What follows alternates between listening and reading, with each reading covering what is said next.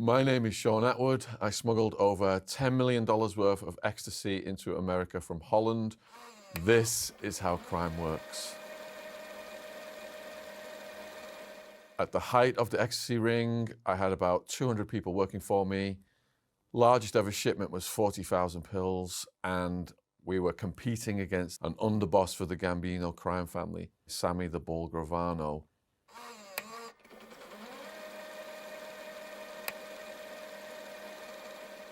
When I was active, the capital for ecstasy manufacture was Holland.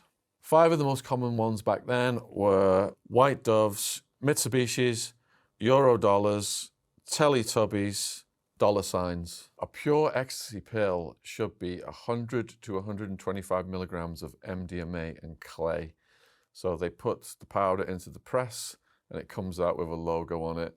The recipe for ecstasy has changed because the government has clamped down on the original ingredients for ecstasy. So you've got these cartels and big criminal enterprises who don't care about the purity of the product, putting all kinds of mixed chemicals in. People sometimes put food coloring in them to make a distinct branding.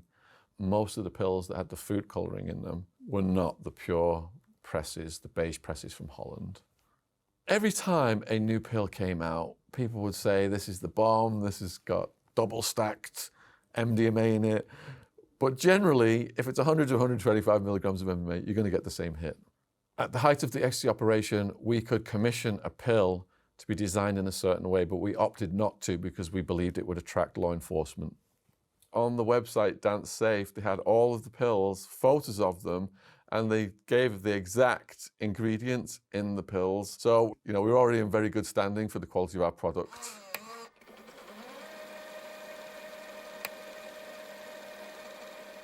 I was there when the rave scene began in Arizona. I knew everybody. It was all the local little cliques that came to me to invest in the parties and the e-deals. The first clubs I scored individually from was a little rave called Chupa and the Silver Dollar Club. We were getting them for like $25, $30 a pill. This is 1996, 1997. So we set up a deal whereby, I can't remember if it's 500 or 1,000 out of LA for just over $10 a pill. So that's when we realized that we needed to meet demand to get greater quantities and to get them at reduced prices to go through Holland. To source pills from Holland, I had to put people on flights with the testing kits and say, hit the clubs. They would find the people selling them in the clubs and they would come home with the samples. And if the samples were good, then the person would go back out and we would establish a deeper connection. It's very covert. It's all done in hotel rooms. People show up, you got your testing kit. They hand over the pills, you hand over the bills. You don't know a lot of the background information as to what's going on, and that's probably to protect the enterprises that are running it.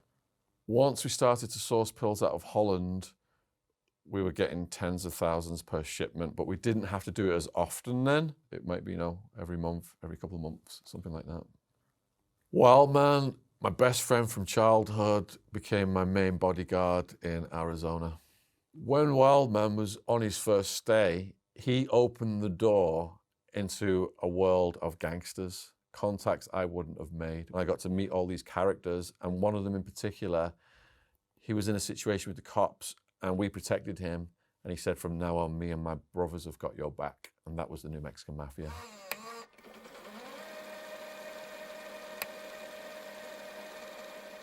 We were schooled by the New Mexican Mafia. This is the most powerful, dangerous mafia in Arizona at the time.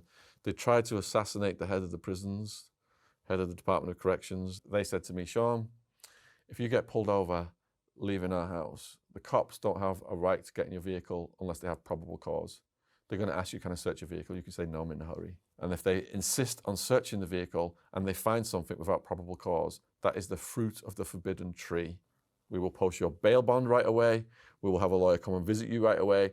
And the lawyer will tell you what kind of trouble you are in. The reason I wasn't bumping heads with the cartel and I wasn't bumping heads with the New Mexican Mafia is they had harder drugs locked down. I was never in competition with them.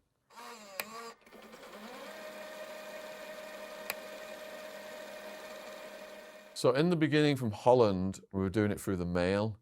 We hollowed out stock market annual reports and we used some like edible glue stuff to seal them all, and then they'd be put in a box and FedExed to an address in Arizona.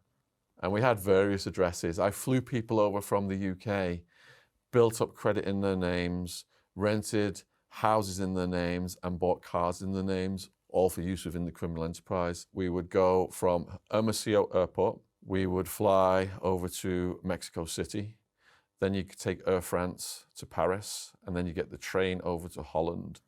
Back then, this was before 9/11. This may sound really lapsadaisical to some people, but you could just throw them in your luggage in like pillowcases, thousands and thousands of pills. Now, it was more strategic than just them getting off the plane at Hermosillo and then coming over the Arizona border. We rented properties in Puerto Penasco, Rocky Point, and the smugglers who brought them into Mexico would take them to those locations. Then the pills would be divided up into vehicles and smugglers that had, for example, brand new SUVs, University of Arizona stickers on them, diving tanks, all kinds of tourist bric-a-brac. And in particular, if it was spring break or one of the student holidays, the checkpoints were so backed up. They were so overwhelmed. You know, you got so many guys stopping cars. We never, ever got caught bringing them over the Arizona border. It was flawless.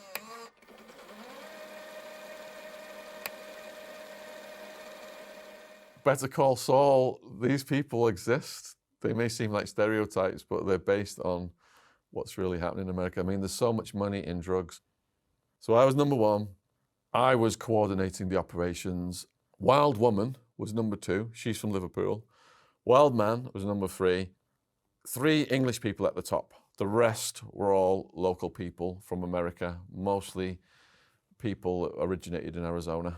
We had it structured like a corporation. I divided it into factions. So then you've got the head of each faction. They've got middle people and they've got runners who are selling them at the street level. In my enterprise, the main rules were loyalty, not snitching, passing information up the chain. If you found anything out at street level that was a threat, that information gets fed right back to me. I chose people primarily who did not have criminal records. My right-hand man, Cody Bates, he's dead now. He hired cars and rented houses just for cash and pills that nobody knew about. I'm living in a $1 million house on a mountainside, the most beautiful place I've ever lived in my life, in a gated, guarded community. As more people worked for me, I realized it was in the best interest to spread the product out amongst various locations, amongst various factions. So as soon as a shipment came in that was tens of thousands, we want to get that out right away, spread out to the different locations. Because if one gets hit with 2,000 pills, that's no big deal. That's the cost of doing business. But if we've got 40,000 in one house and that gets hit, that's a serious loss.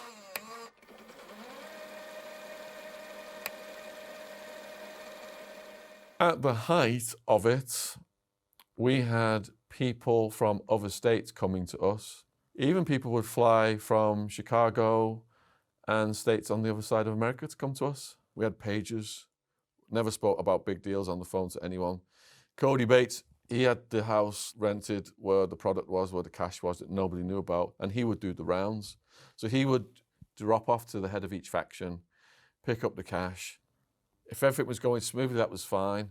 If there were problems, that's where we bring in Wildman and G-Dog, and they would handle the enforcement side of it. With the shipment that was 40,000 pills, let's say I'm getting 10 at a minimum on average, and I'm paying 2 to 3, I'm making 7 or 8 on 40,000, which is a couple $100,000, I think, profit from one mission. To launder the money, I flew people from the UK, opened stock market, bank accounts and credit accounts in their names, slowly built all this credit up and kept all this money in a legal kind of way whereby I hadn't done anything criminal to it yet.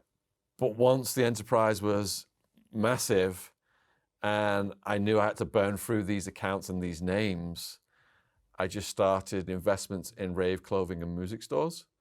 Now, if you're a store that throws raves, then when you've thrown a rave at the weekend, you've got tens of thousands of cash going in the bank on Monday. You add my ecstasy proceeds to that, we're getting the money into the banking system.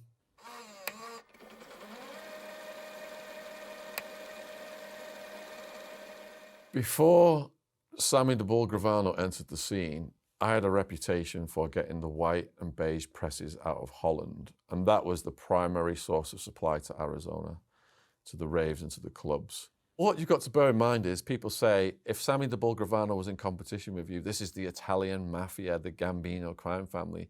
But that's not true. Sammy the Bull is a formidable character in his own right. He'd murdered people, conspired to murder them. But he was the highest ranking member of the mafia to turn sides and testify and cooperate. And he went against Gotti. I did something that was silly. We found a property that we believe was linked to Sammy the Bull's people, and we all got strapped up and kicked the door in and held the people and took all this stuff as an act of, you know, showing that if you do something to us, something's going to happen to you guys. But I regretted doing that. I shouldn't have never put myself in that situation, because kicking someone's door in and running down the hall with a gun, where they could have all had guns and just shot us, or the cops could have come. That was drug-fueled insanity. We're looking back on it now. It made things worse. There was a hit put out on me. They were offering $10,000 for my head on a silver platter. In prison, Sammy the Bull Gravano's son told me that someone had called it in Phoenix, the Crowbar it's called. I was there with G-Dog, Wildman, and some of my crew, Wild Woman. A striptease woman had spotted me. There was a bounty on me. She called it in, and they were in a car coming to take me out to the desert. G-Dog, Wildman advised me to leave because they'd sensed the atmosphere had changed. And I got out of there just before Gravano's son, Gerard, arrived. He said that if the ransom hadn't been paid, they were going to kill me, and that would have just wiped out their competition. Sammy the Bull's enterprise came up, did big numbers, lit the scene up, had all the runners running around the raves and clubs saying we're the biggest drug barons in the history of the world, these steroid head jock characters, which totally brought the heat to the scene. And that's why he got popped a couple of years before me. I mean, I was thanking the cops for his arrest, basically, in my mind. But all of those resources were then turned on me.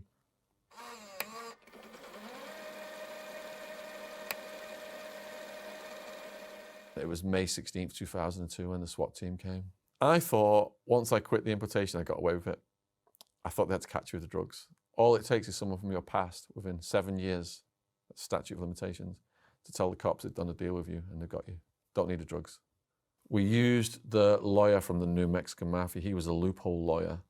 Paid him $100,000, and that's how we got it down from 200 years to 9.5 years without snitching. My first jail was Towers Jail, where the neo-Nazis come up to me. To join the gang, to be a member, you have to murder someone for them. There are very few members. There are a lot of probates, associates, people putting work in for them that are running the system for them. Arizona, the 4 major prison gangs, it's all racially divided. The whites is the Aryan Brotherhood. The blacks is the Mau Mau. The Mexican nationals have their own gang. And then you've got the Chicanos, which are the Mexican Americans. You've got the Native Americans as well. And then anyone who doesn't fit in, heaven help them, because it's just raw survival of the fittest. Being deep in the Arizona jail system, the absolute priority of all of the gangs is to keep the drugs business running smoothly. You've got the staff bringing the drugs in, you've got the visitors bringing the drugs in. They do not want anything to disrupt that. I've done some PSA videos, prison survival advice. Be careful what you say. Don't brag. Don't let them know you've got money. Don't let them know you've got resources. 2 months after my arrest, there was a story in the Phoenix New Times, English Shaun's Evil Empire, 10 pages long. The neo-Nazis caught wind of this, and then they were pressuring me to ask my girlfriend to smuggle drugs in through visitation because I must have all of these drug connections. Fortunately, there was a race riot, and those guys who were trying to pressure me got moved, and I clicked up with the Italians after that, and that pressure on me ended. I end up in a jail run by a famous sheriff called Sheriff Joe Arpaio. Over time, you just saw them, revolving door, young people coming in, lesser offences, becoming harder criminals, It is a college of crime. The conditions in that jail, the cockroaches, the dead rats in the foods, the guards murdering the prisoners. For the vast majority of the people I was housed with, there was no hope. But that's what keeps the prisons in business.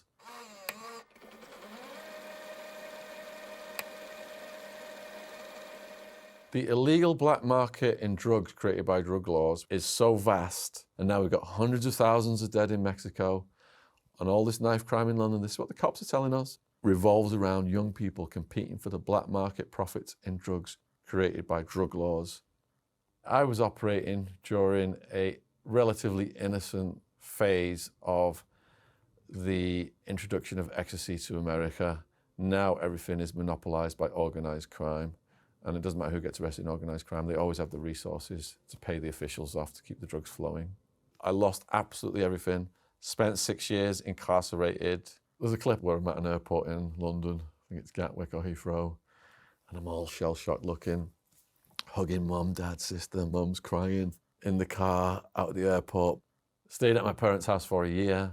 The dole was sending me on like telesales interviews and stuff like that. I tell them, you know, criminal record, yes. Couldn't get a job. Dole's telling me you've got to start lying, telling them you've not got a criminal record or you're not never going to get a job. But a year later, I moved down to Guildford, lived with DJ Mike Hot Wheels, one of my best friends. I lived in his bedroom for 10 years, just doing my blog, building my socials. We started the blog in 2004, started the YouTube channel in 2007. It was the first prison YouTube channel. I go up and down the country interviewing the most interesting people. I'm blessed, you know. So many wonderful people came into my life to give me a leg up and help me get my message out. And I feel it's my karmic destiny now that we've got this platform to help other guys share their story.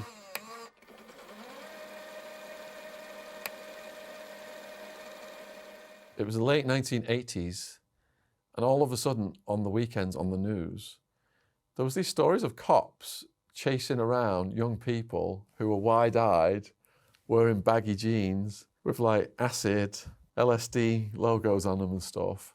In my economics class, I had a mate. He's like, you need to come and check this out. I remember we went to the Thunderdome, Oldham Road, Manchester. So he's like, bear with me, I'll go and get you the stuff.